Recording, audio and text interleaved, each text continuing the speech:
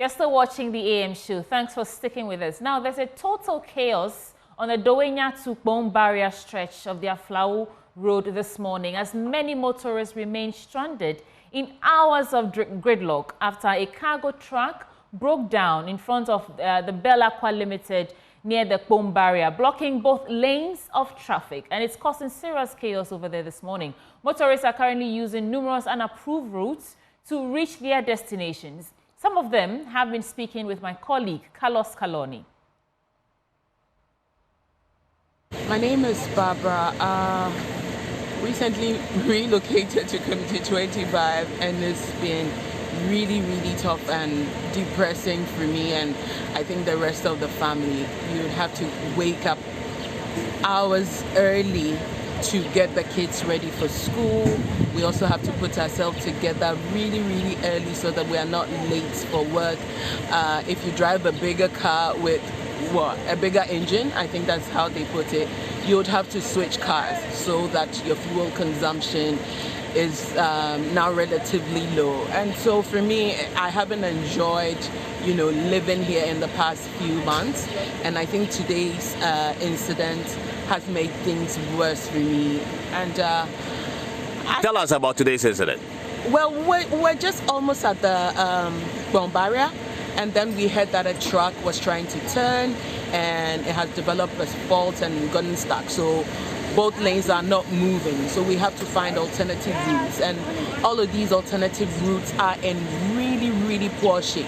So there's no help coming from anywhere, so we're trying to maneuver our way. We're on the other road, and we're told it's blocked as well, so we have to come back and then find our way back. So for how long have you been trying around the 25? An hour and a half. I'm so late for work.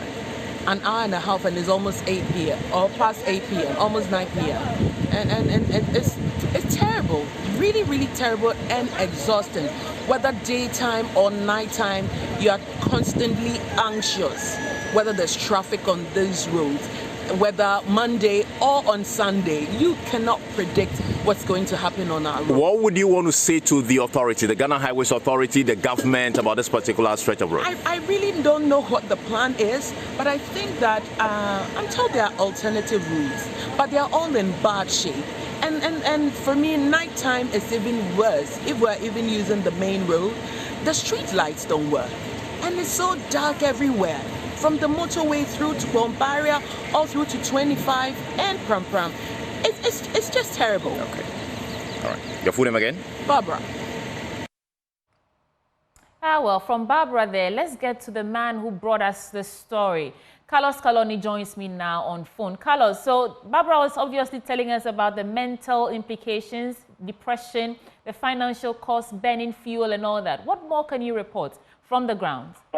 Exactly, Tweety. The anxiety with which residents around the Community 25, Pram, and all those areas endure. You wake up in the morning and you already have the anxiety. You don't know whether there will be traffic on the stretch or not. And so this morning's incident, even though the traffic situation on that stretch is a regular one, today's own is at another level because vehicles coming from the Dawhenya area towards Tema.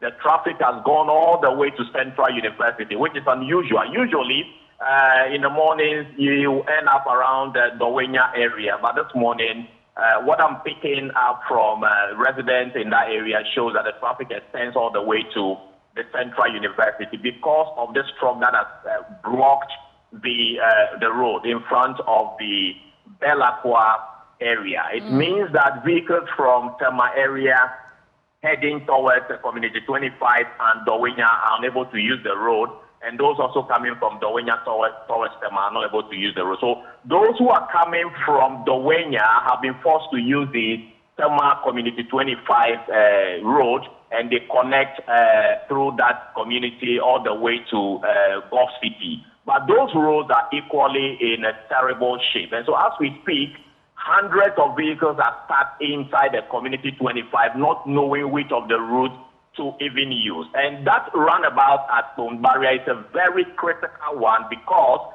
it connects from the N2 to the N1. So vehicles from, say, Michelle Camp would have to use that stretch to the Kpone barrier. Those from Kpone, will also come to that same point. So there's a heavy gridlock.